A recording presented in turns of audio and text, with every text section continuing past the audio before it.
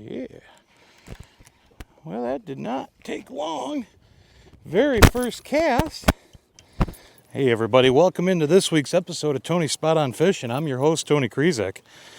And this week, we are in my home away from home, fishing Lake Geneva in southern Wisconsin. We're going to show you all kinds of tips, tricks, and techniques of how we catch all these fish out here on my favorite body of water. That's just getting started, first cast. It's going to be a heck of a show. That's all this week on Tony's Spot on Fishing.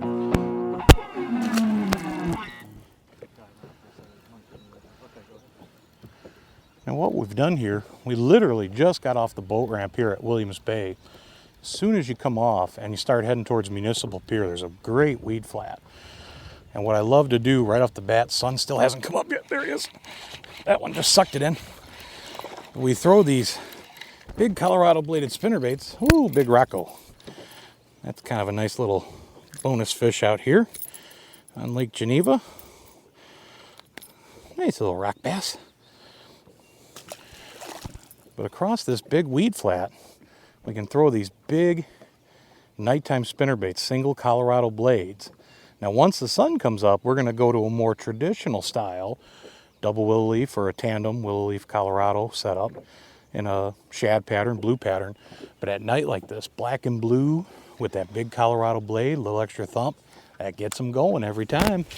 So, sun is just about peeking up over the treetops.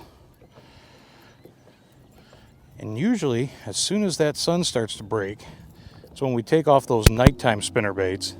We go ahead, we put on our regular daytime ones. The thing is, we didn't really get out here for the true night bite. We just had a couple of, really just about a 20-minute period in darkness, just to kind of showcase what I've talked about in the top 5 that came out last week, where we talk about throwing the nighttime spinnerbaits out here and kind of give you an idea of exactly just how those spinnerbaits can be productive out here and those weed flats. So once that sun's up, that's when we go to those standard spinnerbaits, blue pearlescents, shad colors, stuff like that, tandem blades. 1/2 ounce, 3/8 ounce, set you up perfect.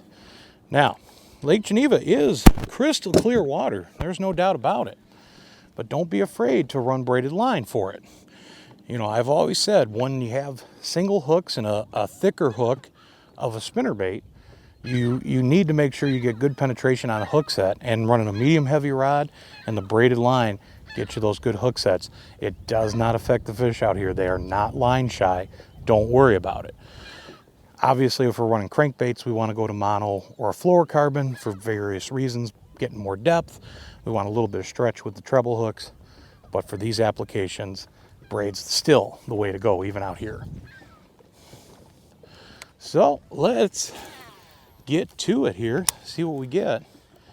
And usually just as that sun's coming up, you know, that 15-minute window between it's just breaking and finally over the treetops, Geneva does kind of shut down a little bit. So it's kind of that 15-minute window where it gives you time to change out baits, get ready for that daytime bite like this.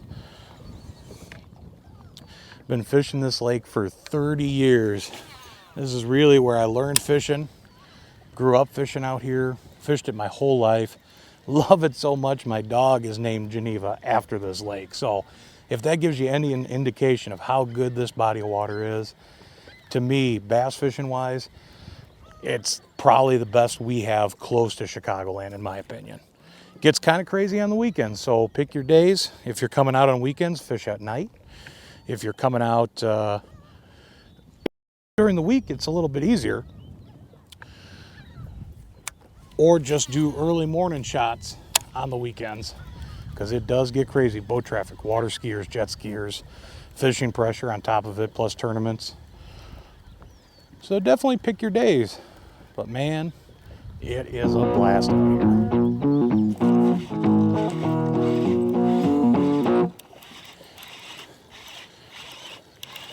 Boy, that one just crushed it. Nice fish too. Oh yes. Thank goodness. for those trailer hooks. But there's a nice one. Beautiful colorings on those fish. Go ahead and get her back. And all we're doing here, folks, like I say, that sun just came up now. So we're actually just running those tandem bladed spinner baits just over the weed tops. Some of the weeds are up a little bit, some are down a little bit. When we're over that high stuff, we're kind of working them quick over the weed tops. We're watching our electronics. When they start dropping down, that's when we're kind of slowing down the spinner bait, getting it down a little bit, just keep it on those weed tops and finding those active fish on these flats. Go.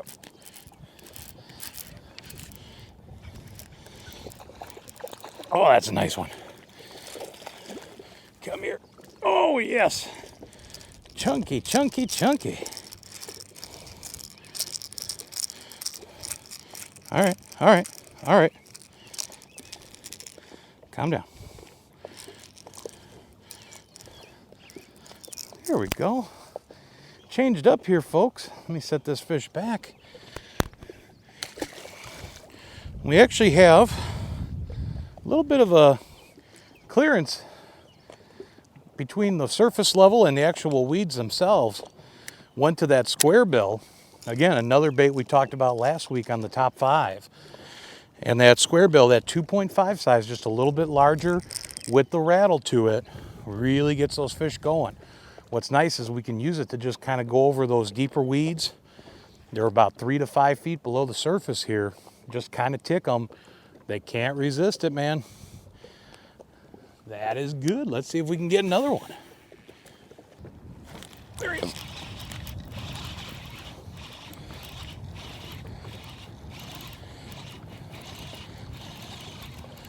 So the weeds came back up a little bit. Got a pour on a flat, put down the crank rod, pick up the spinner bait rod. Nice little guy there, little male. The key is to definitely be ready out here, be versatile, because you're going to come into different weed levels, find different fish as you're coming across on break lines, on various things like that. So having a few rods ready to go, you know, with a square bill, what I would classify as like a mid-depth diver, something that's going to go about 9-10 feet.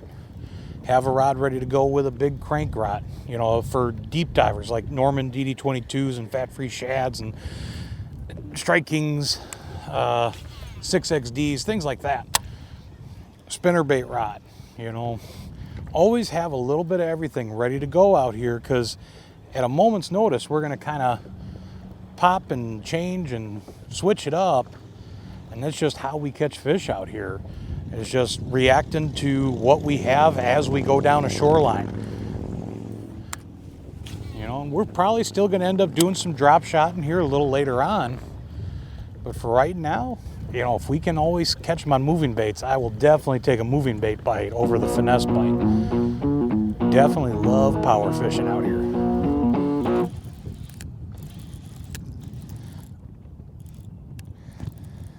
Look at this. Look at this. That's a big old pumpkin seed. Holy cow. There's one more species we'll add to it. Look at those pretty colorings on that fish too. My goodness. Just got blasted and then nothing. Now there's a real interesting conversation to be had about the panfish species in Wisconsin, southern Wisconsin. A lot of guys are catching pumpkin seeds, bluegills, fish like that. Here we are, we're in first part of July. We're just after the 4th of July holiday here. And these bluegills, all the panfish, haven't spawned yet. They're filleting these fish and they all have eggs in them still. And essentially what happened is the weird weather, you know, affected a lot of these bigger lakes up here. It was weird water temperatures. Things just never got to spawning stages for them.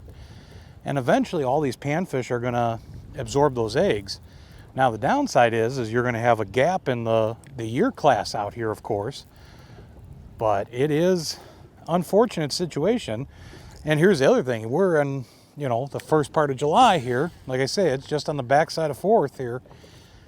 And water temp is almost 80 degrees on Lake Geneva. I mean, we got 77 surface temp when we started, knocking on the door of 78.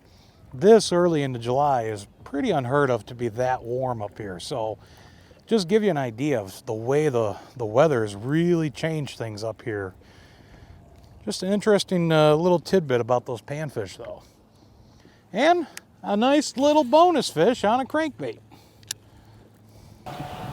Oh yeah, that's a pike.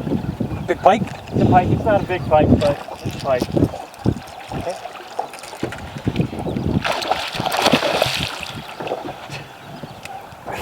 I had to release the drag. Woo!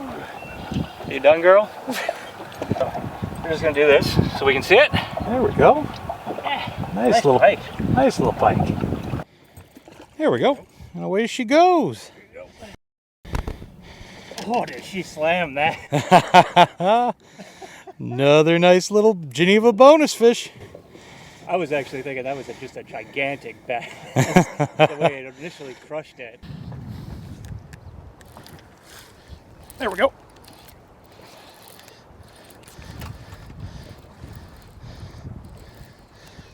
Little guy, but he is fun nonetheless. So we made a little switch here, folks. We left Williams Bay, actually headed into Booton's Bay, a little small male there. And what we're doing, we're kind of fishing weed edges and fresh emergent flats here. So the square bill, when we're in this 5-6 feet of water, is going to be pretty much our go-to. And then we could even slow roll a spinnerbait here. We can also come out and work the brake line a little more. What's nice is when you get the wind blowing in here, the current into this bay, just off of Maytag Point, adjacent to Geneva Bay, it pushes a lot of food up in this bay. And keep an eye on your graph, because we marked fish on the brake line, we're marking fish up here on the flat. They're going to be kind of spread out chasing the bait around, and we can just cover water with a square bill or a medium-sized diver if we go out on that first break and find these fish. There he is. He came off. Nope, he's still there. He just started running at me. I thought he came off. I just told our camera guy he's off the back of the boat fishing a spinnerbait. We had a pod of bait fish and a couple fish with him from about 5 feet to the surface. And I said we also had some, like this guy, that was sitting down towards the bottom, 9-10 feet. So again, changing it up like I talk about, going to like that bomber Fat A. That Fat A dives about 9 feet. We're sitting at about 11.5 feet of water. Good 1-2 combination when you have these fish chasing these pods of shad like that. Somebody go high in the water column, the first 5 feet, somebody go down below them. You'll find these fish. There he is.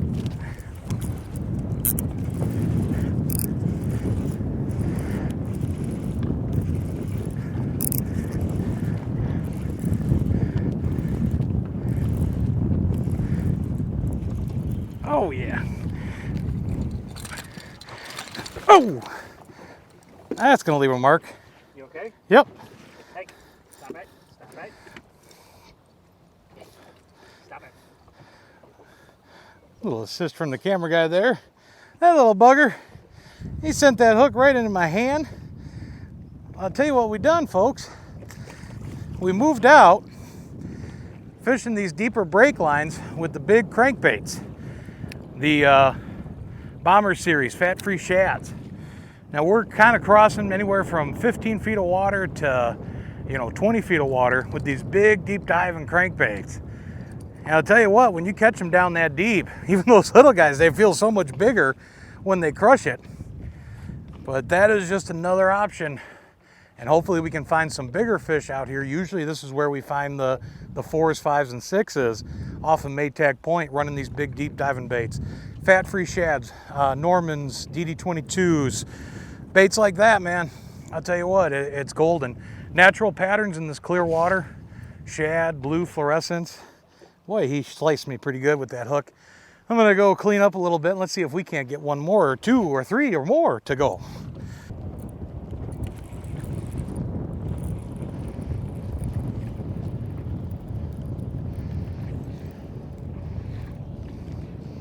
Now that is a big rocko. Holy cow.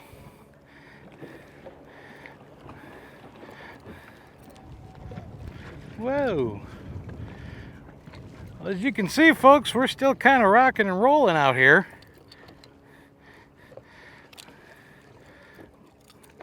We made a little bit of move, just got off of Maytag there. Trying to keep myself centered here with the boat wakes and the wind. Nice little rock bass there. But we actually came across to the other side of Geneva Bay, just trying to get out of some of the wind at least. Still fishing the deep weed edges and break lines with cranks and slow rolling spinner baits. But as you can see, it's only 9:30 or so in the morning here. Boat traffic's starting to pick up, the water skiers, jet skiers. Unfortunately, a lot of summer homes, so even weekdays can get a little nuts out here. So always use extreme caution. One other note too, if you guys have never been on Lake Geneva, there are speed limits out here at night, 15 miles an hour, but during the day it is 45 miles an hour. Unfortunately, there's not many that follow that rule. As you can see, a powerboat whizzing by me here, but you know, it always seems that it's us fishing guys that'll take the heat over it. So just a good thing to always know, keep in the back of your mind. Just because you see the other people doing it doesn't mean you should do it either. But yeah, it is starting to pick up, get a little rough here. We're going to see how much longer we can go. Hopefully we can get a few more fish here before we have to wrap up. But yeah, always use caution out here. That's the biggest thing. You know, common sense goes a long way out here, especially dealing with a lot of the jet skiers, water skiers, the big power boats. Safety's first. No fish is worth your life. Oh man, that's a good one there though. That one just jammed me.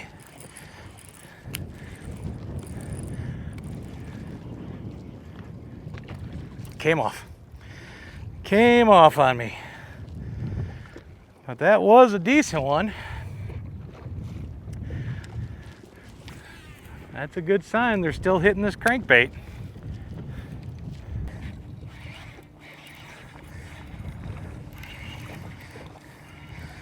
Boy, we came up on this flat here. We weren't getting anything off those edges anymore on the cranks. Came back to the flat with a spinner bait. It's just too windy to drop shot anything, and the boat traffic's picking up, so to stay out in open water right now is getting a little crazy. Just the nature of the beast out here on Lake Geneva. But hopefully we were able to shed some light on ways that you can combat wind and power boaters out here by power fishing. And let me tell you, even on those good calm conditions, all these presentations still work all summer long out here and into the fall even, for that matter.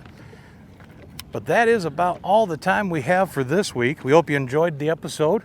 And I'll tell you what, ladies and gentlemen, we can't wait to see you again right back here on Tony's Spot On Fishing.